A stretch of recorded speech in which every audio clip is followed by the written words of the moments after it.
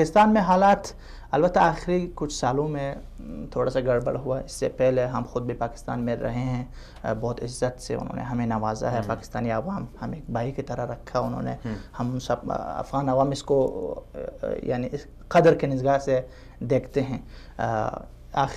آخری سالوں میں وہاں بھی افغان نکالنے کی باتیں ہوئی, افغانی کو نکال دو, یہ تنگ کیا گیا. جی بالکل, اس میں بالکل آپ کی بات بالکل درست ہے پروفیسر صاحب کہ پاکستان کے بہت سے لوگ ایسے ہیں جو قدردان ہیں, جو یہ سمجھتے ہیں کہ پاکستانی عوام بالکل ہمیں اپنے بھائیوں کی طرح رکھا ہے, اس میں کوئی شک. چند لوگ ہیں اوپر جو چاہتے ہیں کہ افغانیوں کو نکال دو. ہم تو کہتے ہیں کہ افغانیوں کے لیے یونیورسٹیاں کھولی جائیں, سارا کچھ ہونا چاہیے. چند لوگ ہیں, ہم تو چاہتے ہی ہیں کہ پاکستان اور افغانستان کی عوام ایک دوسرے کے قریب آئیں اور حکومتی اعتبار سے بھی قریب آئیں. ہمارے کوئٹہ میں چلے جائیں, پشاور میں چلے جائیں, بڑی بڑی دکانیں ہیں افغانیوں کی, بڑا بڑا بزنس ہے ان کا, بڑی اچھی بات ہے.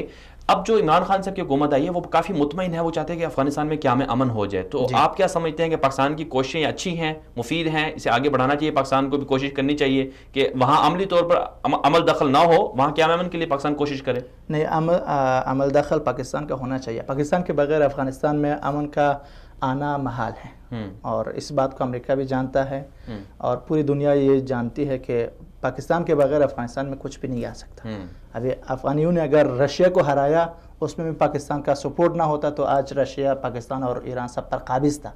تو اس کو نظر انداز نہیں کیا جا سکتا.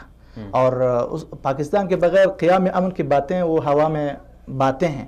ابھی عمران خان کے آنے کے بعد افغانیوں کے میں بھی یہ تصور آیا ہے کہ ابھی پاکستانی گورنمنٹ جو نئی گورنمنٹ ہے یہ قیام امن میں اہم اقدامات کریں گے, اور ہم یہی چاہتے ہیں پاکستان کے گورنمنٹ اور پاکستانی عوام بھی اپنے گورنمنٹ پر یہ دباؤ ڈالیں کہ وہ افغان عوام کو اس ہلاکت سے نجات دیں. یہ 40 سال جو جنگ ہو رہی ہے, اس سے پاکستان کو بھی نقصان ہوا, اس میں کوئی شک نہیں. پاکستان کو بھی اس سے نقصان ہوا. اگر پڑوسی ملک میں اتنے سالوں سے لڑائی ہو تو اس کا نقصان پڑوسی ملک پہ پڑتا ہے. ویسے بھی آپ کی جو افغان کافی جو عوام ہے اس میں یہ دیکھا گیا ہے کہ وہ کرکٹ کے بڑے شیدائی ہیں. آپ کی ٹیم بھی بن گئی ہے اور عمران خان سے پھر خود کھلاڑی ہیں, تو پاکستان کے بلکہ انضمام الحق آپ کی کرکٹ ٹیم کے کوچ بھی رہے ہیں. تو اس اعتبار سے بھی افغانی بڑے ایک دوسرے کے قریب ہیں. عمران خان سے ویسے ہی وہ فین ہیں, فالوور بہت زیادہ ہے ان کی نا, فالوئنگ بہت زیادہ ہے. ابھی یہ 40 لاکھ میرے خیال میں ایسے بولنا تو آسان ہے, لیکن یہ کافی لوگ ہوتے ہیں. ایک ملک کے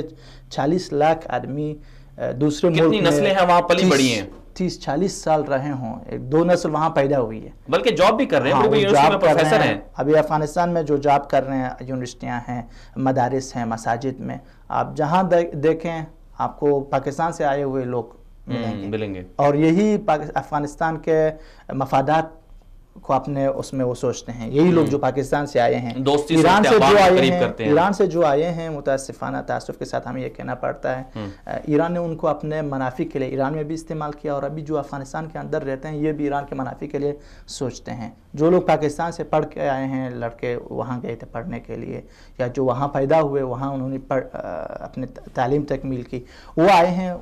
ان میں افغانستان کا جو افغانستان اور پاکستان کے لیے جو جذبہ ہے وہ قابل قدر ہے.